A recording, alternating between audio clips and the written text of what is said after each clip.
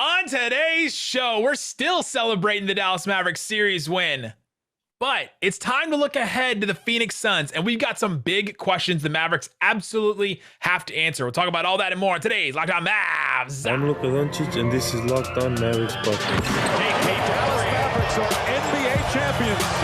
Bang! Bang! It's good! And the Mavericks have won the game! If you don't believe, you shouldn't be here.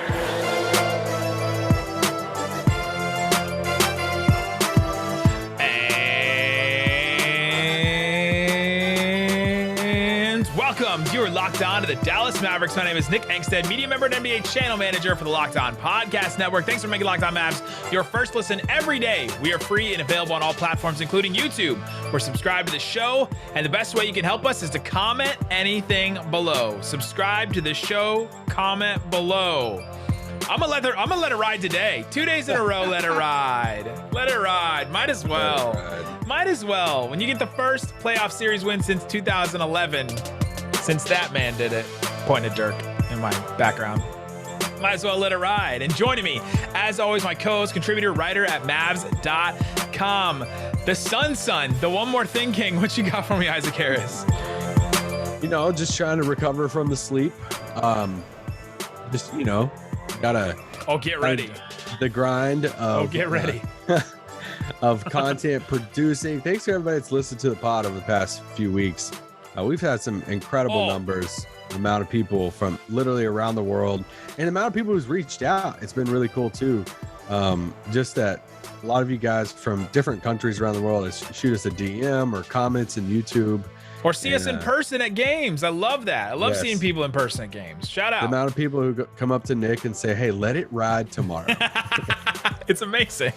But no, it's good. And now, to your point, yeah. We set an all-time record last week for the most podcast downloads this podcast has ever gotten. And we keep building and we keep growing and we keep growing. And yeah, having Luka definitely helps, and it's been incredible for us. But it's because of you guys subscribing, listening, liking, the comments, all that stuff has helped us in so many ways. So we very much appreciate. The Raccoon Squad shows up big in big moments, just like Luka Doncic. And now we shift, right? Like we become the underdogs. Oh, let's go. And we're kind of just closing the chapter of the Jazz. I think they're closing their own chapter on themselves, but they're closing the book. The book is gone for them. Shout out to David Locke. But now we move our target to Brendan Clean. Yeah. And so if you want to go to his comments and say go Mavs. Go Mavs. Just go Mavs. Just a straight go Mavs in Locked On Suns. Locked On Suns. I don't know Brendan that well, but I don't think he's going to be as fiery as David Locke when it comes to he's a good sport. A lot of good numbers from him. He's a reporter who covers the team. Kind of a fan, but yeah, he's not going to be as trash talky as David Locke. That is for sure. So, but this is setting up, like here's the pathway here. We just beat our Portland. Now we're going to face from 2011. Now we're going to face a team that was in the finals the year before. And then we could play like an up and coming young team in Memphis. In the conference finals. Wow. And then who would be the super team? Hold on. I need to write this. This is a movie script. Like, hold on. Do I have a pen? But realistically, we're the underdogs now. And we play arguably the best team in the league when they're fully healthy in the Pheonix Suns. Memphis, young team. Yeah, make sure you jot that down. Team that was in the finals last year that gets swept. Oh, dang. Yep. And then up and coming. But the Mavericks are the underdogs now. They absolutely are. The Mavericks are the underdogs. They're the underdogs on BetOnline. For the series right now, the Mavericks are plus 225 as the underdog, which is actually lower than I thought it was going to be. The Suns are a minus 265 favorite. For example, the Celtics are a minus 210 favorite against the Bucks. So like it's just barely, like they're not saying that the Suns should just roll over this Mavericks team, which is kind of good to hear, right?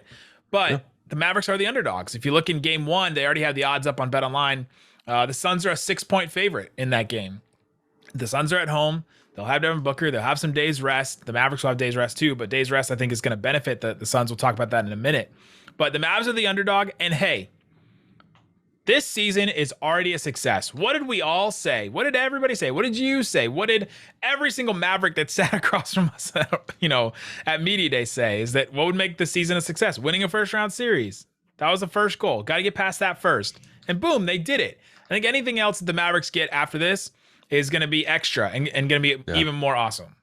I agree with you. I think, this season is a success. You made it past the first round. Obviously we have our preferences, right? Like if they lose this series, can we at least win a couple? Can we at least go to 6 games? Even get a game in there. But here's the thing: if they do shock the world and they beat the Suns, then you could beat anybody, right? Like then you have the confidence to whoever you face in the conference finals, whoever you face in the finals. If you beat the Phoenix Suns, you can beat anyone, which they would say that now, say, hey, we feel like we can beat anybody, but there's something to have that, behind them if they actually beat the Suns. Were you going to say something? Which is what the 2011 Mavs did to the Lakers when they swept them. It was like, that Lakers team wasn't like the number 1 team in the NBA like the Suns team is, but they were the 2-time champions and they came in, the Mavs swept them. Like all of a sudden, that just gave them so much confidence after that. Oh, if we can take that team down the way that we just did, all of a sudden now they have so much confidence. And to your point, this Suns team was the best team in the NBA by 8 games. Yeah. 8 whole games. They were the number 3 offense, the number 3 defense. Like that just doesn't happen. A lot of times in the NBA, you look for, okay, who are the 4 to 5 teams, sometimes even less than that are in the top 10 in offensive rating and defensive rating. The best teams in offensive efficiency and defensive efficiency. And those are the teams that can win the title because you're good enough on both sides of the ball. You don't get teams that are top 5, top 3 on both sides of the ball very often. This Phoenix Suns team was. Yeah, and so you go to the other side of saying, all right, let's say they lose the series. Like a lot of people will predict them to Everyone lose the will. series. I don't know if anybody will pick the Mavs to win this. I will say that Josh Robbins, good writer for The Athletic, wrote a piece talking to a scout, an exec, and a coach around the league. One of them actually picked the Mavs to beat the Suns in the series. One of them, coach was Jared Dudley. The scout in that piece also said that Torrey Craig could guard Luka Doncic. So go read that story. But we'll be tasked to guard him. If they lose the series to the Suns, it's also a big learning moment too, right? Like if you walk out of the series and you lose to the Suns, let's say in 5 games or 6 games, then you're going to see what it takes to be the best team in the playoffs, to see because the Suns, if they beat Dallas, they're still going to be my pick to go to the finals, whoever they face in that second round, the conference finals. But I think Dallas will learn a lot about their team, and they'll learn about the style of their team too, because I think an underrated storyline of this series is I think it could be a career defining series for DeAndre Ayton, because if he goes out there and goes against Dwight Powell and he just dominates and he has just a monster series and they beat Dallas in like 5, then there's everything's on. Phoenix has to do everything they can to keep him. He's one of the best young bigs in the league. It's a big moment for him. If Dallas comes out and they go small again and they really take advantage of him and pick and rolls and all this stuff, then man, like that changes kind of like the story around him. And it shows Dallas of, hey, this style can go even against a guy who actually has some offense and moves down low compared to just Rudy Gobert. Or if it's the opposite, if DeAndre Ayton kills him and he's the main reason why they beat the Mavericks, then it might entice Dallas to saying, you know what, we really do need to go out and get a big this summer. Got to go get Andre Drummond after that. Okay, so peace out. Boom. But all that to say, the Mavs are underdogs. They should be. This Suns team is incredibly good. They're they won, how many games did they win in the regular season? Like 64 games in the regular season? 64 and 18. I mean, teams don't win 64 games that often. It's happened less than 30 times in NBA history that a team has won that many games in the regular season. They've been an incredible team in the clutch. They've been incredible all over the place.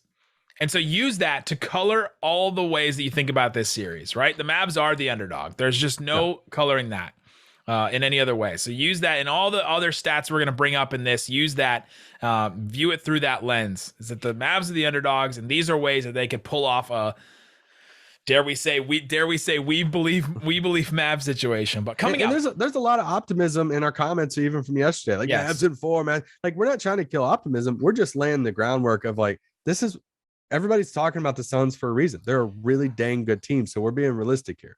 And if the Mavs win multiple games or even the series, it should be looked at as an incredible accomplishment, right? Like, but it goes both ways. It goes, hey, if they lose, then this Suns team was supposed to win. But if the Mavs win, then all of a sudden it becomes an incredible achievement. So coming up, let's get into what the series is going to be. The schedule has come out. So we'll talk about the lack of rest. Who is that going to benefit? We'll talk about, do any of the matchups in the regular season matters? We'll talk about that and more.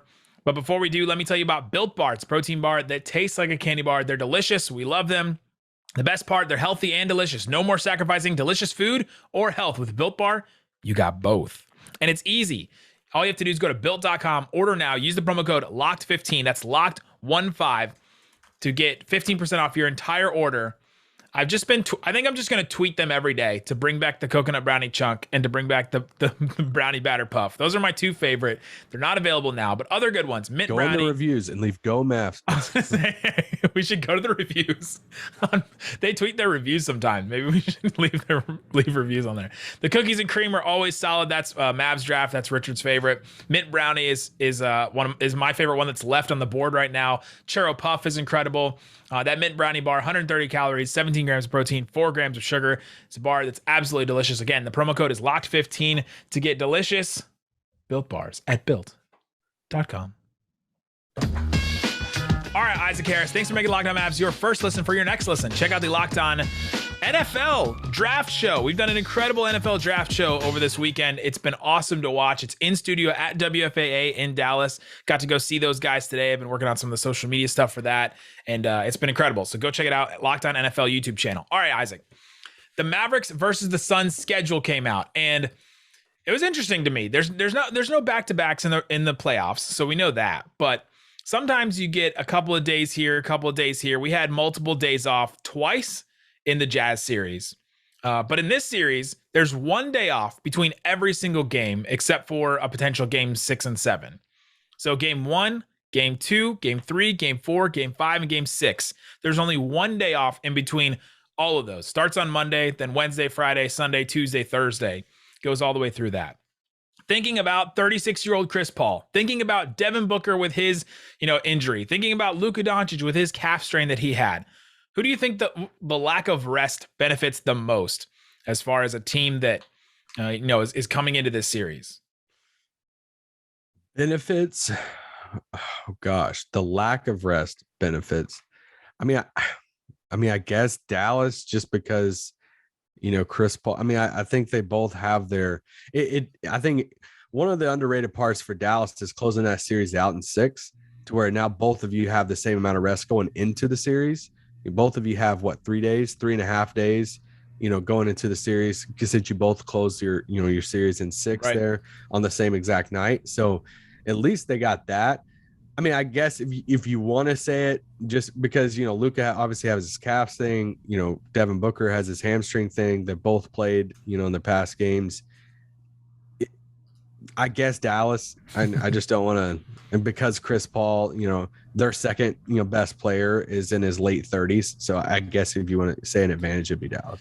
Chris, it's not a clear advantage, I would say that. Yeah. It is something definitely to note for sure, because we've seen Chris Paul try to carry this team, and we've seen Chris Paul have 2 games in the Pelican series where he just looked like he didn't have it. Game 2 and game 4, and both of those games came off of 1 day rest.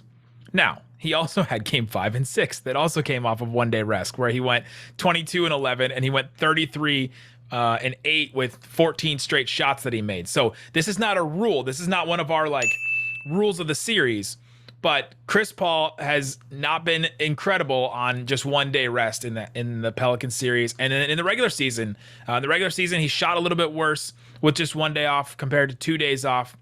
He shot 55% from the floor with 2 days off compared to 48% from the floor with 1 day rest. Luka also actually shot a little bit worse when he had multiple days off compared to when he had just 1 day off. But I think that's interesting, and that's something to note as we see how these guys respond to their injuries. Booker, Luka, and then Chris Paul injury just being old. Yeah, and then let's look at the regular season real quick.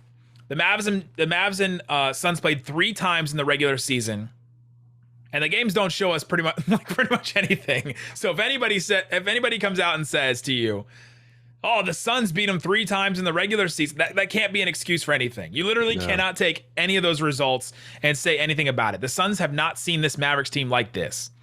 And they played 2 times in back-to-back. They played November 17th, November 19th. Luka and Maxey both missed those 2 games. The Mavericks obviously lost both those games, but Luka and Maxey were both out.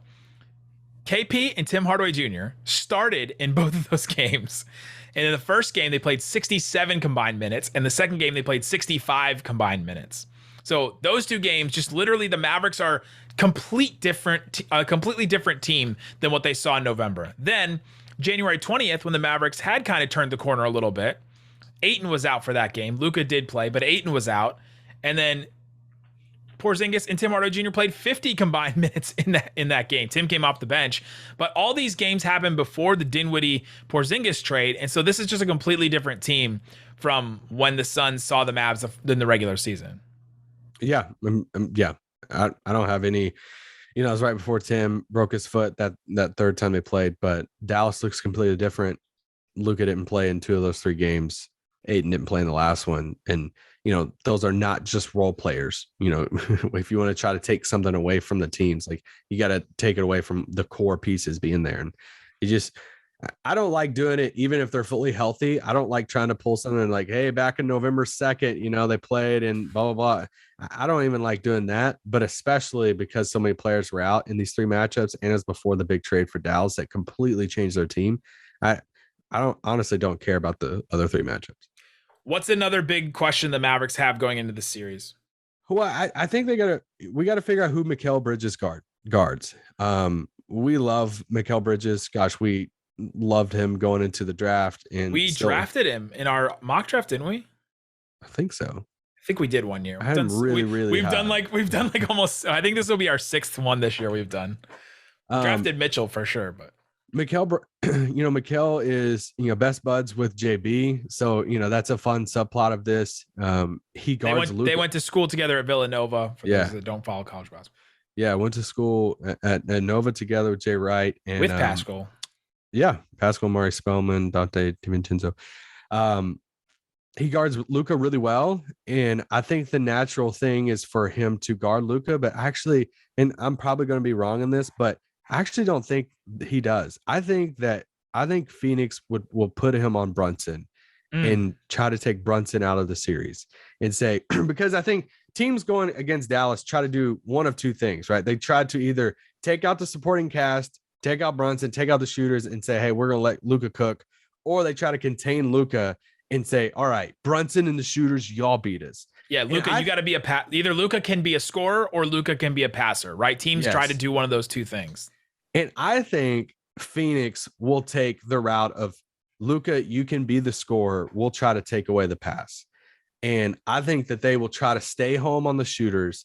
I think they'll try to put Bridges on Brunson and try to just take him out of the series and say, hey, Jay Crowder, Cam Johnson, let's just put you out there with Luka and just let Luka score 40 a game in this series. And hopefully that we'll outscore you in the other ways. And we'll try to take out the shooters and all of that. I could be wrong.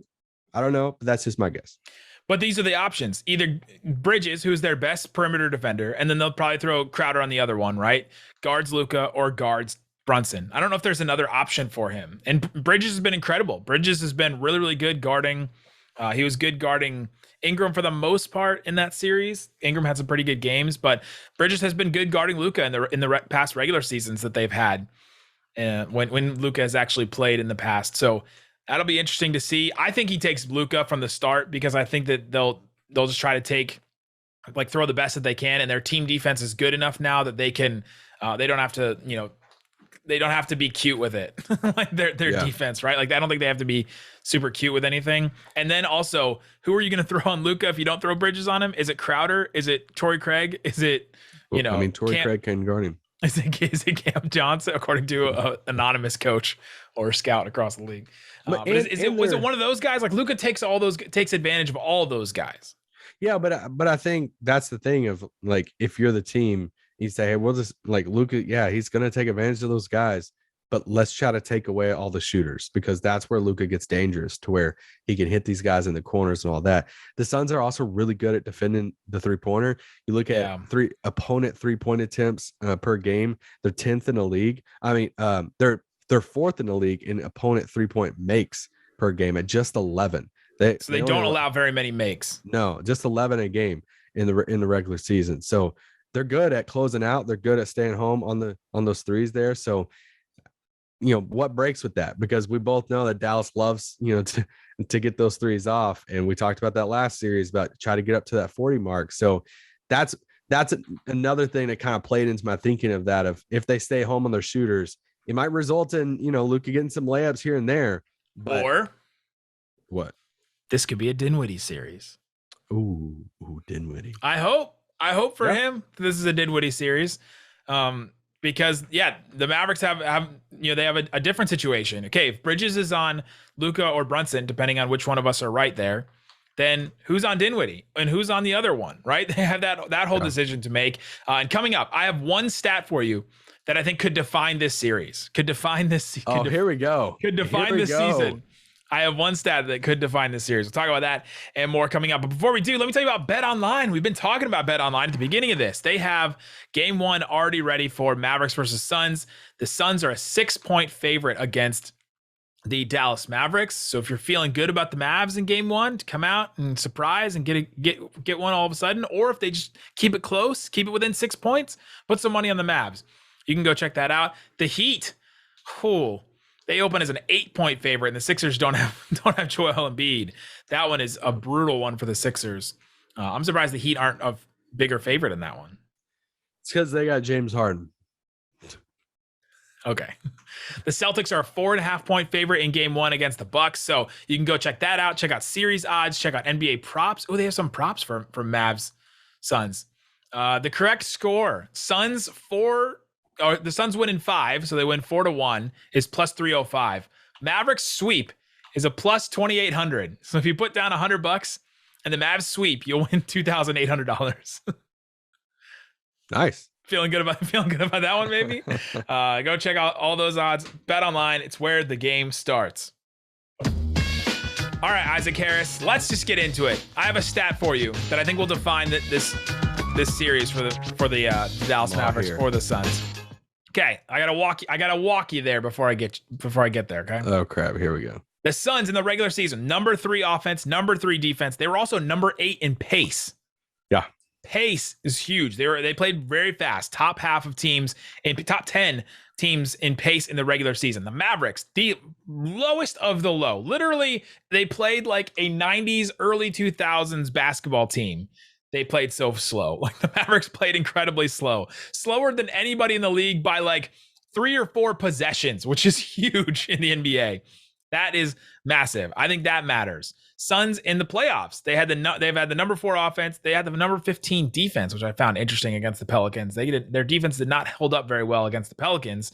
Interesting to note. But the big thing for the Suns is the clutch.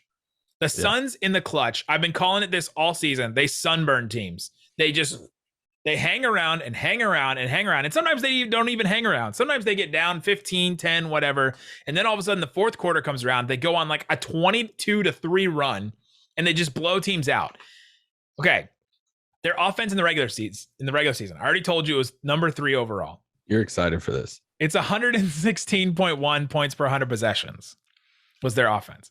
Okay. Their offense in the clutch, 131.6 points per 100 possessions. I need my shady rays. It's too bright.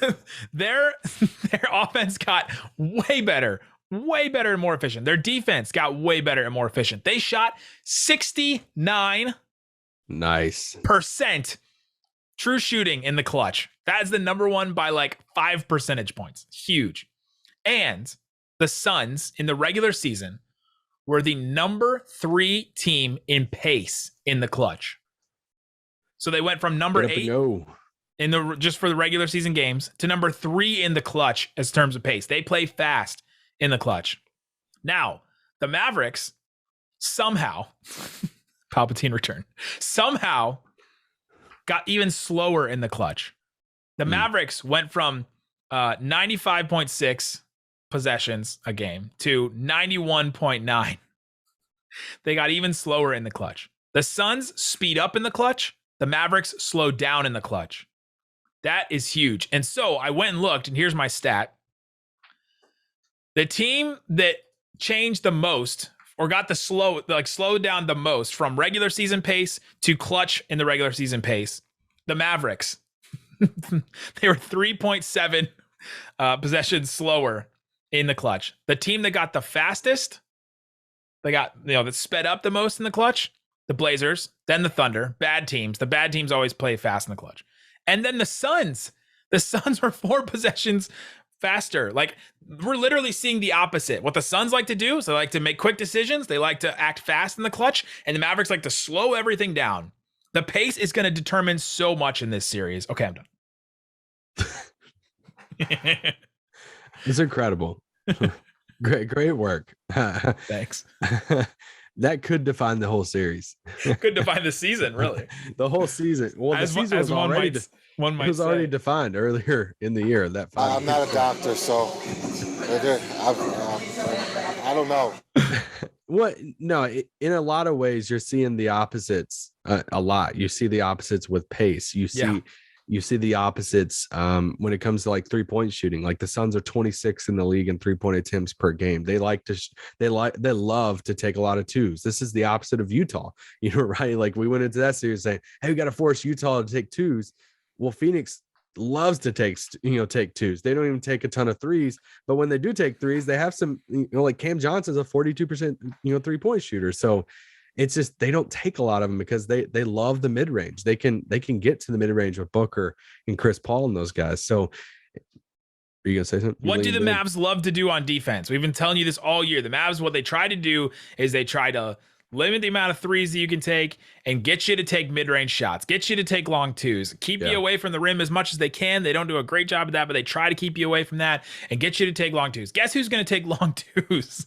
Chris Paul, who just does it for a living, and Devin Booker. They're going to take long twos, and they did it in the clutch against this Mavericks team. And I know we can't take much from the regular season, but they beat them in the clutch in all 3 of those games. And how they did it was they just can get shots. The Mavericks will allow them to take those shots, and they'll take them right in the mid-range.